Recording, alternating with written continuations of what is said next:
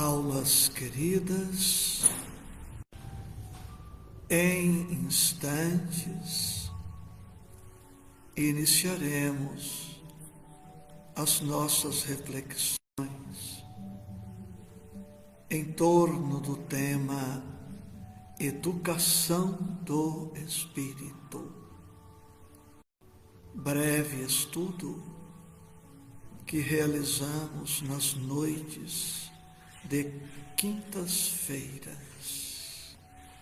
São 19h30 e iniciamos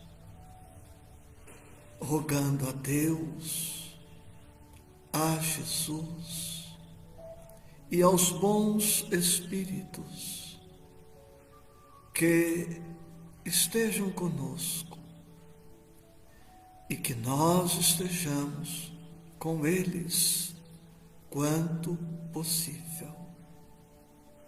O tema hoje: Deus, Espírito e Matéria. E inspiro-me na questão 27 de O Livro dos Espíritos. Leio a questão e parte da resposta. Mas, antes, quero cumprimentar nossa querida e valorosa companheira Irene Massui Queda Sequini e, por extensão, toda a sua família, com gratidão. Questão 27. Há, então, dois elementos gerais do universo, a matéria e o espírito? E parte da resposta: sim.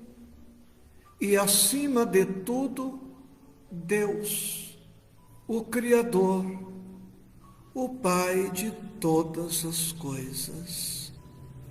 Deus, Espírito e matéria constituem o princípio de tudo o que existe, a Trindade universal.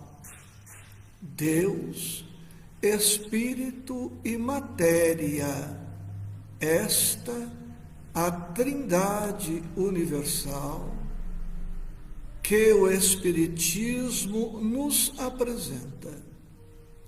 Tudo o que existe, tudo o que ocorre, existe e ocorre em função destes três elementos: Deus, Espírito e matéria. Por muitos milhões de anos, a criatura humana não se dá conta de que ela é composta por um corpo e por uma alma. Por milhões de anos, muitos milhões de anos, as criaturas humanas permanecemos em estado de sono psicológico, sono consciencial, ou numa condição de semi-despertamento, despertamento parcial, incompleto. Ainda hoje, em todo o planeta, a grande percentagem das criaturas encarnadas desconhecem o elemento espiritual. Poucos compreendem que são, antes de tudo, sobretudo, um espírito, e um espírito imortal, filho de Deus. Quando falta esta percepção de que somos um espírito em trânsito pela terra, através de um corpo perecível, que se desorganizará através do fenômeno biológico denominado morte, a criatura tende a se fixar totalmente no corpo. Ela pensa ser um corpo que respira, um corpo que pensa, um corpo que fala, um corpo que ouve, um corpo que anda. E se concentra neste corpo, neste universo acanhado e estreito. Esta pessoa, centrada no cosmo orgânico, dá-se por satisfeita sempre que as suas necessidades orgânicas, materiais, forem atendidas. Encontramos milhões de criaturas em todo o mundo que dão-se por muito satisfeitas por terem o que comer, o que vestir, alguma segurança, algum patrimônio, uma profissão, um salário que lhe permite atender às necessidades básicas e às necessidades básicas de alguns poucos afetos, como o cônjuge, os filhos, genro, nora, netos, alguns da parentela. E estas criaturas atravessam a existência terrena do berço ao túmulo em estado de inconsciência ou de semiconsciência a respeito do espírito, a respeito dos aspectos espirituais da existência. E daí nós temos consequências funestas para o indivíduo isoladamente considerado, para o clã familiar, para a comunidade, para a sociedade e para o próprio planeta. Com esta visão estreita da vida, o que temos?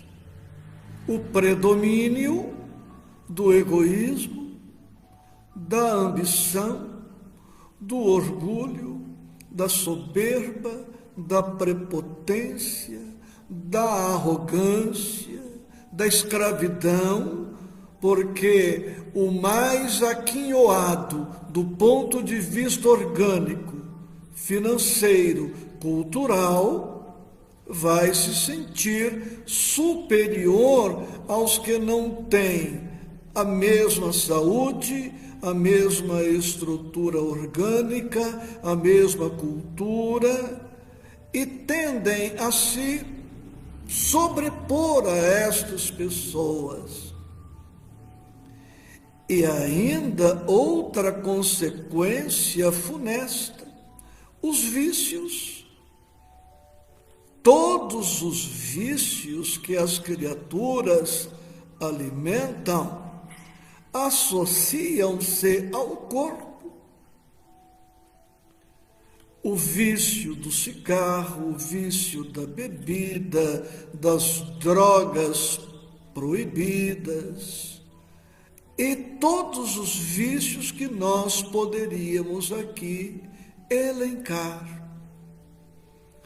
E estas criaturas pouco ou nada pensam em Deus, no Cristo, no Evangelho, no bem, no amor, na caridade e em outras posturas mais. Não cogitam de se melhorar, não se dão conta da necessidade de se transformarem para melhor.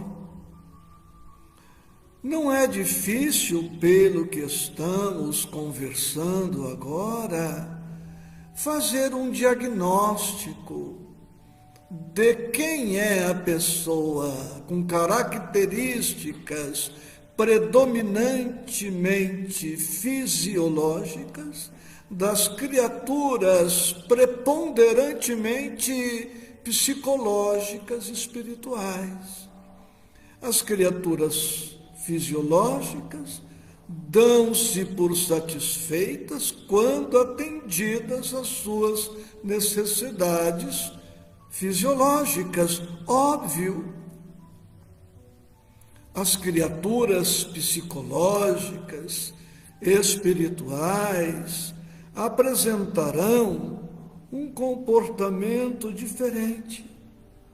Elas começam a cogitar, a refletir, a pensar a respeito, dentre outros temas, nesses temas. Quem sou eu realmente? Será que eu sou apenas este cosmo orgânico? Será que na minha intimidade não existe uma essência, um ser que difere deste cosmo orgânico? Será que a minha permanência na Terra se limita a isto? Nascer, crescer, trabalhar do ponto de vista material, obter os recursos financeiros, atender a estes compromissos, morrer e desaparecer do cenário universal?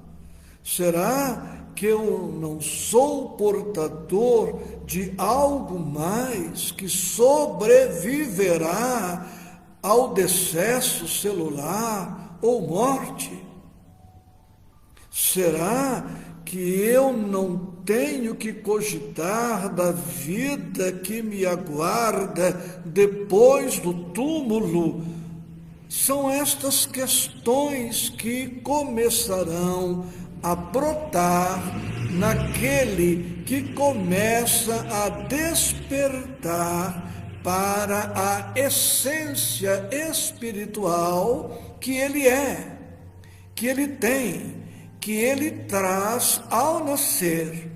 Essência esta que pré-existe em relação ao berço, ao nascimento, e que sobrevive ao túmulo, além da vida atual.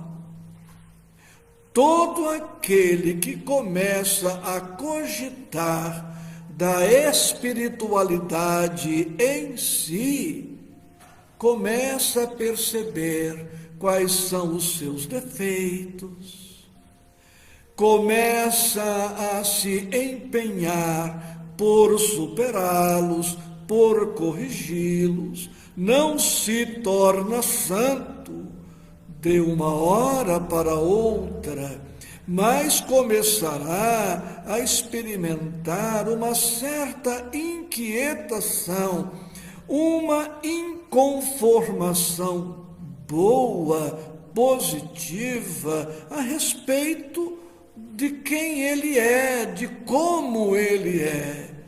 Ele não vai mais se permitir certos erros, certos vícios, sem ponderar a necessidade da corrigenda, da superação, do aperfeiçoamento. Aquele que vive em função do que é puramente material, não cogita disso, está tudo certo, eu sou assim, pau que nasce torto, morre torto. Eu não sou santo. E assim atravessa a existência. Então, nesta breve reflexão, vou trazer aqui para nós o perfil da pessoa que já está despertando para a espiritualidade. Ela começa a perceber a necessidade de conhecer as virtudes que a libertará das futilidades humanas. E ao perceber essas virtudes, a criatura, a caminho da espiritualidade, sabe que precisa cultivar estas virtudes. Não pode se dar por realizada em tudo, não pode justificar indefinidamente as suas condutas inadequadas. Ela vai sentir uma ânsia boa de corrigenda, vai começar a despertar para o amor a Deus sobre todas as coisas e ao próximo como a si mesmo. Vai começando a perceber a necessidade de se tornar útil às pessoas. Vai sentindo o desejo de cultivar a verdadeira caridade e transforma os erros em lições, em aprendizado, em superação de si mesma, porque agora, através das condutas inadequadas, adquiriu mais experiência.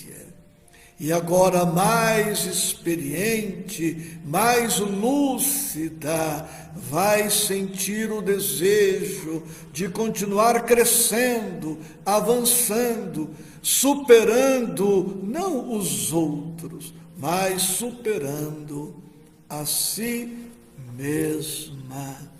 Vejo na tela as presenças de Mariana Amaro Tegon, Maria Vilma Siloto Bragato, Zenaide Galvani e certamente outros corações queridos que nos estimulam com a companhia em nosso breve estudo. Carinhoso abraço com votos de paz.